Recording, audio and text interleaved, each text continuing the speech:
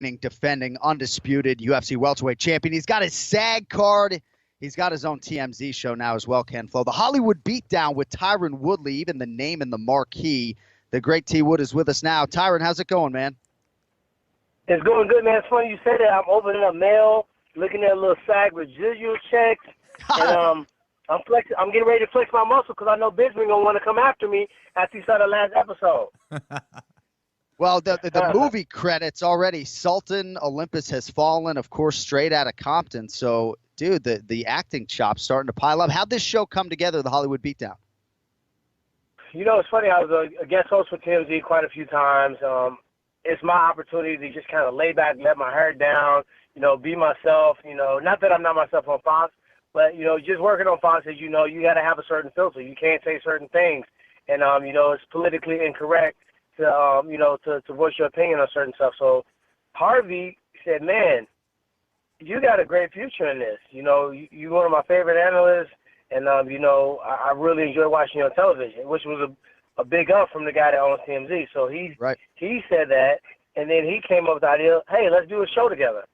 And I said, okay, let's start tomorrow then. Let's do it. So we got it done. And just the theme of the show is just to be something different than TMZ and TMZ Sports. Actually bring in an athlete, somebody who, got some ties in professional sports outside of MMA, ties into the entertainment, sometimes a strong political view. And let's just have fun with it. He got a good sense of humor, and, he's really quick when it comes down to going back and forth. So they put it together. So far, man, we've been smashing hundreds of thousands of views on Facebook, and, I'm really excited about the future of it. Well, it's great, man. It's a good fit, and I think they got the right guy. So in terms of the fighting stuff, you have been the UFC welterweight champion now for 15 months or so. You've successfully defended the belt 3 times. Do you like this life, being the hunted and having to respond to everybody calling you out seemingly every time there's a UFC show, or is this getting kind of tiresome at this point? It's not getting tiresome. I know better than to give people a platform. It was a couple of times when me and Conor got into our little spiff. Around this time last year, to be honest, during the UFC 205 in New York, and what someone probably grabbed him and told him is, hold on, man, you got millions of followers. You're going back and forth with Tyron. All you're doing is giving him tens of thousands of followers, which you did, so thank you, by the way. But my followers started jumping up, 10, 20,000 of followers really quickly. People that wanted to cut my head off, because there's from Ireland, also people that was finally seeing somebody that wasn't, going to allow Conor McGregor to kind of go after them. So I know better than to give these people a platform. They should want to fight me. They should want to try to be a champion. If you're in the sport of mixed martial arts and that's not your goal, you need to give it up, because this is too hard of a sport, too much time away from your life, too many sacrifices for you not to try to be the best in the world. I do think it's the way you go about it. Some guys are going about it in a very corny way.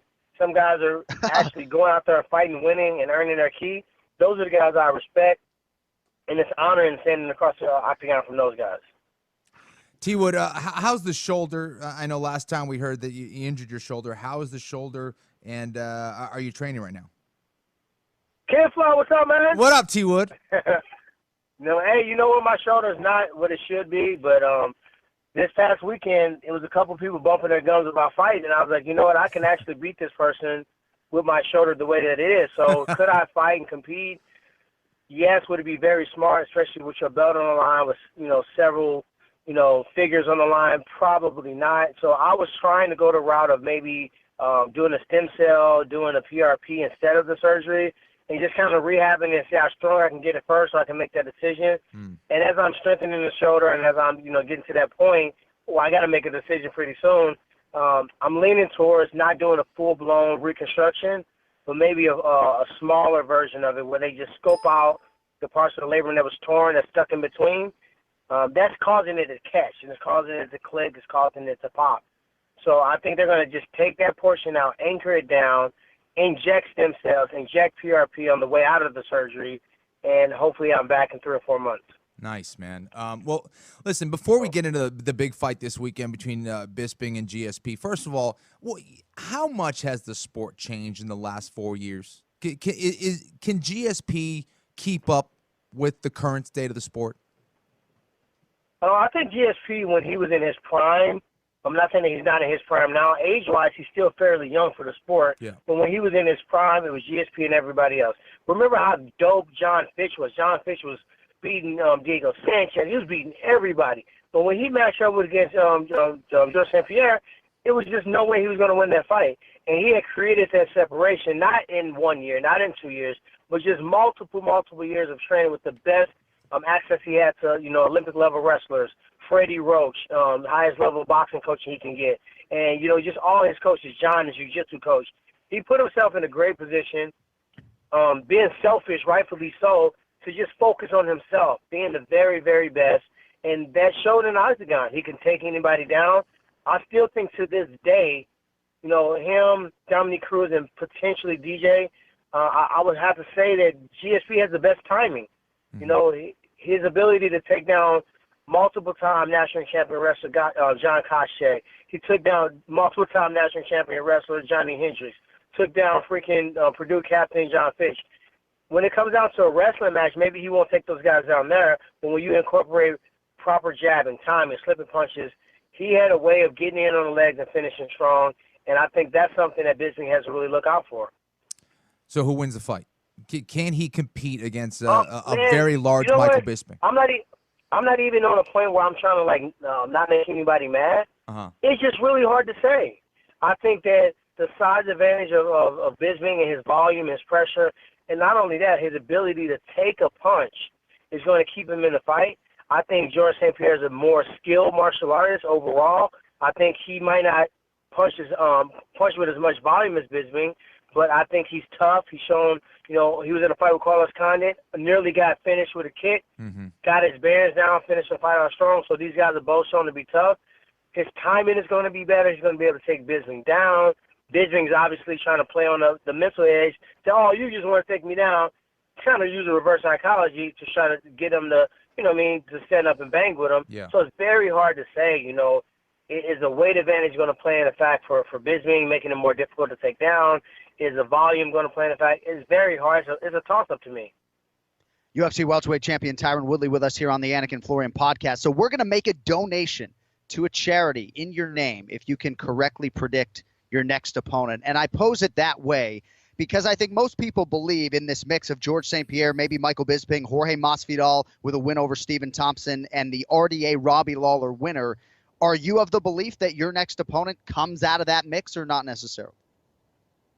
I think my next opponent is going to be the winner of Bisping and Georges St-Pierre. I think that's my next fight. Victorious in that fight, I think you see me move up to a different weight class. All right, and it's tough for me to say because at one point in time, you look at 1, 2, and 3. I beat them. I had beat 1, 2, 3, 5, and if Kelvin Gastelum and Johnny Hendricks were in the mix, I beat them as well. Tarek Safadine, who just got bumped out. Dungyan Kim, who just got bumped out. People have a short-term memory on what my resume is and my finishing ability. Out of 17, 18 victories, 11 of those are finishes, 9 of those in the first round. Sometimes when you're fighting the actual number one contenders, which very few champions are doing these days and age, you're fighting the Stephen Thompson, you're fighting the Damian Maia. These fights aren't going to be blowouts. Sometimes it's a fourth quarter field goal that wins the fight. Sometimes it's a grind, and it comes down to the last straw. And if you can do that, you can come out fast and blitz somebody in the first round. You can be losing a fight and come behind and win, or you can pull out a close one. It's like bowling. Everything's not a strike. You got to be able to catch those spares here and there. And I do think people tend to lose sight of what you have accomplished on paper. And I guess Rafael Dos Anjos made it a little bit easy on you with the call out for a potential interim belt, calling out a champion that has been as active over the last calendar year as any in the UFC. So, all right, before we let you go, I know your sons wrestle, but that's a joke, you got by something? the way. Well, no, I think interim belts are a joke, to my opinion. Well, I wouldn't be proud to be one to carry around a fake belt. And Kenny and I sort of disagree on the interim thing, but for a champion like you who has 4 times in a calendar year fought in title fights, it just obviously doesn't make a ton of sense. Hey, before I let you go, I know your sons wrestle, but it looks like they all play football right now. Is your schedule allowing you to see some of these games? Dude, they're crushing it. Well, you know what? My sons are completely beasting right now. I got a 14-year-old son that weighs, he weighs a 190. 190, plays running back, about 5'7". He's out there looking like Devontae Freeman, running people over, put up 18 points yesterday and touchdowns. I just went on actually, that's where I'm coming from now. I'm going to visit all these private schools. So he's being highly touted out by all the private schools in St. Louis because he's just such a big athletic kid. And I got a 9-year-old who's probably the best running back in the country. His team's ranked 2nd or 3rd nationally. And once he hit that corner, nobody can catch him. So it's been a pleasure that I've been able to watch football games. And sometimes things are blessing in disguise. Had I been, competing and training to fight for UFC 217 in New York, I might have missed the entire season just due to, being in Florida, being in Milwaukee. But I've been able to be there. I've only missed 1 or 2 games all season. And, man, it's just a pleasure to go through this process with my sons. Nobody did that for me. My dad wasn't around. Private schooling, please, we had free lunch. I wasn't even getting a bag of chips on top of, getting a private school education. So I'm just excited to be in this position of my life where I can afford to send my son to the best education possible, and also just, kind of dictate his future and showing him early on, this is what you're going to do when you go to college. These are the decisions you're going to make in life, and just giving them a step ahead. Are you flying in for UFC 217 this weekend or no? Yeah.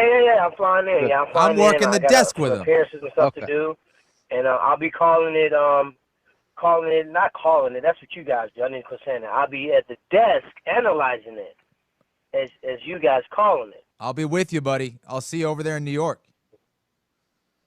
All right, cool. UFC welterweight king Tyron Woodley. This is our first show with Fox Sports, T. Wood, by the way, so I want to make sure we brought at least one A-lister today. So thanks for making the time.